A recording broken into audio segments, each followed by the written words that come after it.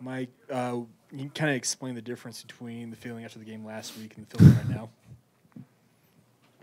Listen, last thing I'll answer about last week, all right? We had a hard time this week understanding what happened last week and explaining it. I had meetings with the players. I had a meeting with my owner, a long meeting with my owner, which I should have. It was unexplainable. I did my best to explain it. I took it on myself, which I'll always do. This game was about, I didn't care how this game looked as far as beautiful or pretty. I mean, go back to last year in the big losses we had during the summer, and I explained to everybody that I'm not going to compromise how I want to play because we don't have, maybe we have injuries or because we're going through a rough patch. This was entirely different after last week. This is about getting back to everybody working together, committing themselves to get back, defensive transition, and it didn't matter how it looked at the end of the day. So it's a great 3 points. It's a great response from our guys, and I'm proud of them. Well, first of all, they had the run of the play in their half as far as their back line kind of building out. They had a little bit in the midfield, don't get me wrong. They're a talented team. They're a very dangerous team. They're a team that forces you to play like that if you want to get a result. Their biggest playmaker is their defensive pressure, numbers around the ball, counter-pressing, and we didn't want to get ourselves in that situation tonight. So again, you saw a lot in the first half. Us in a solid shape, not pressing high up the field because they want to open you up. And again, to repeat what I said, I didn't care how it looked. Nobody in that locker room cared how it was going to look. It was about a response from last week and turning it around a little bit and getting 3 points.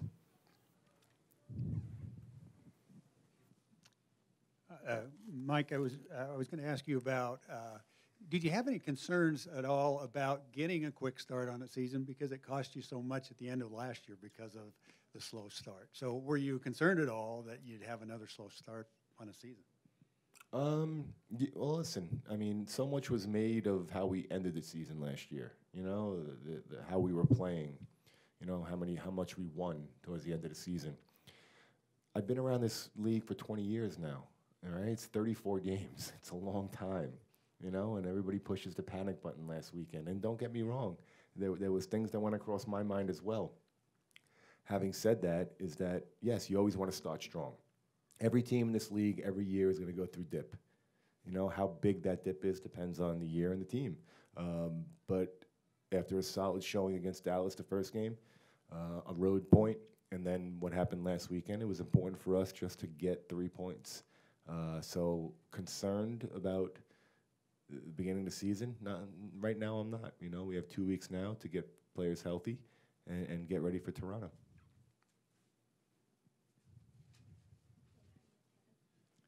So then you talk about not wanting to make it look pretty. Second half, it started. No. First of all, sorry. Don't misquote me, okay? I did not say I didn't want it to look pretty. No, that's not for everybody here to hear. I want everybody to understand. I said, looking back on it now, I don't care that it wasn't pretty at times. All right. Okay.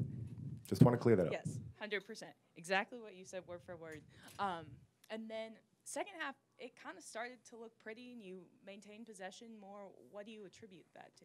Well, I attribute it to be honest with you, again, I guess this press conference is going to harp a lot on last weekend because of the answers called for it, is that after last weekend, everybody was scratching their head.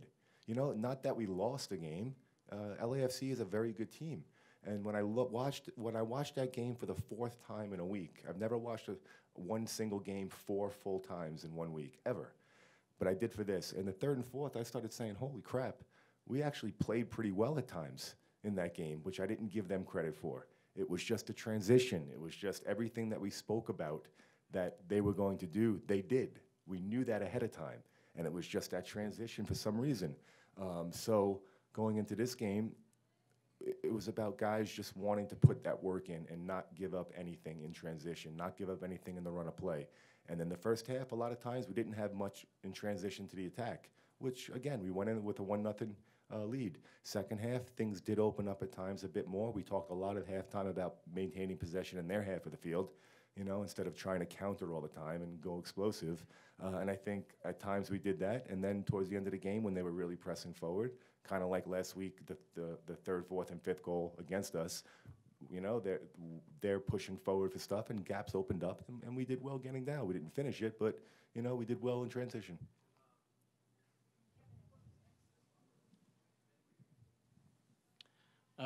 Mike, tonight was another kind of vintage Nick Raimondo game.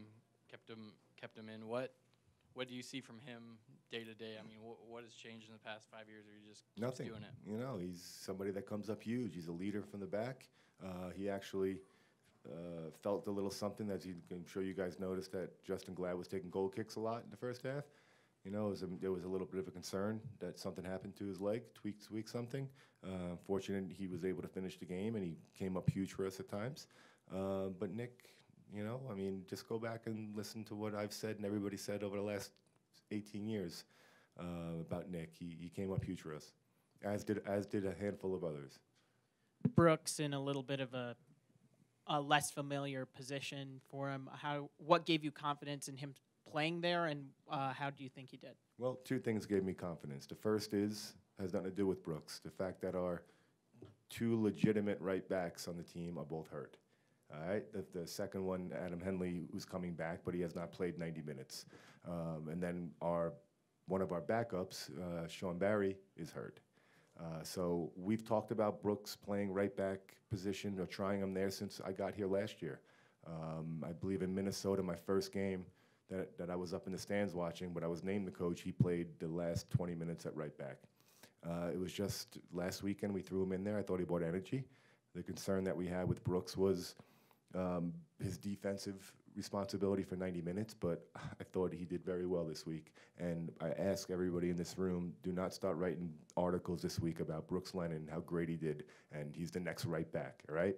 If you guys all care about RSL, you guys live here, don't do that, all right? He's got a long way to go. He had a very solid game tonight. Can you maybe talk about Alfredo Ortuño and his first start, and maybe the circumstances probably were difficult in a first game where you're not able to play maybe the style that you would preferred?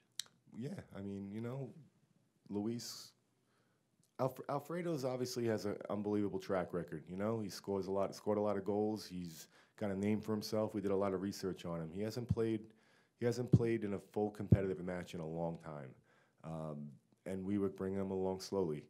Luis going down yesterday and not being able to play, it forced us to move it along a little faster.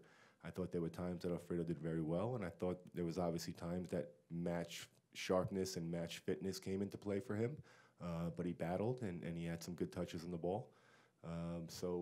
Alfredo, the more that we get him minutes, the more that we're going to see the Alfredo that everybody's expecting. Cory Baird made his debut for the team tonight. What did you think of his performance? I thought that he brought a lot of energy, a lot of quality, calmness for his age. He had opportunities to get the goal. Even something so simple as in the 93rd or 94th minute, him kind of getting sprung on the left side, and instead of going to goal, going to the corner flag. That's experience beyond his years. How many guys would have went to the goal, perhaps either get it picked off or Robles saves it and starts a counterattack and they score. So I'm proud of Cory. We talked a lot in preseason about how many minutes and how many games we'd like to get him this year to get him experience, because we see a lot of quality in him, and I think he did very well tonight for us. Obviously, the focus this week was bouncing back from last week. But for you personally, playing against New York Red Bulls after they let you go, Nothing. seemingly no reason, no reaction emotionally for you personally? You guys have gotten to know me over a year now. I don't think I've ever lied to you. I think I've actually always been overly honest to a fault. I'll say it there. It has zero, God's honest truth, zero more gratification as it would if we were playing anybody else. And I'll repeat what I said earlier in the week. Perhaps if this is at Red Bull Arena, there'd be a little more emotion. Place that I played for long, coached there at the facility, supporters there that I still know and respect, friends and family from the area. But beating New York Red Bulls in Sandy, Utah is great because we got 3 points. And there's no ill will. I've gotten over 3 years of therapy, I've gotten over that getting fired from Red Bulls, all right? So let's put that to rest.